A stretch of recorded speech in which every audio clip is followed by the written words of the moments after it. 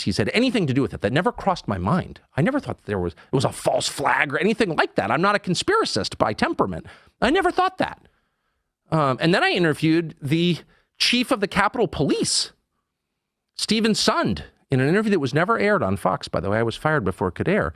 I'm going to interview him again. But Stephen Sund was the totally non-political, worked for Nancy Pelosi. I mean, this was not some right-wing activist. He was the chief of the Capitol Police on January 6th. And he said, oh, yeah. That crowd was filled with federal agents. What? Yes. Well, he would know, of course, because he was in charge of security at the site. So the more time has passed, now it's been 2.5 years, it becomes really obvious that core claims they made about January 6th were lies. The amount of lying around January 6th, and it was obvious in the tapes that I showed, is really distressing. And anyone who's covering for those lies should be ashamed of himself. And that would include almost the entire American media, including Fox News. But that's what it was. It was not an insurrection. And to put Jacob Chansley, an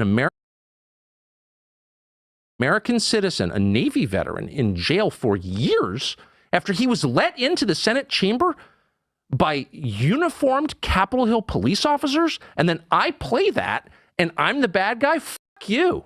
Like, what do you make of that? I'm sorry, it makes me mad just thinking about it. I said I wasn't going to be a hater. That makes me mad. And I see people on other channels, it's outrageous. He's trying to minimize January 6th. Well, but what? This guy went to prison. You ever been to prison?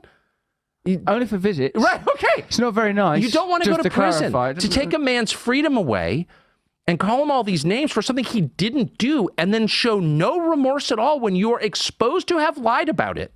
This is a human being who was locked away in a prison. It's an outrage to me. Surprise.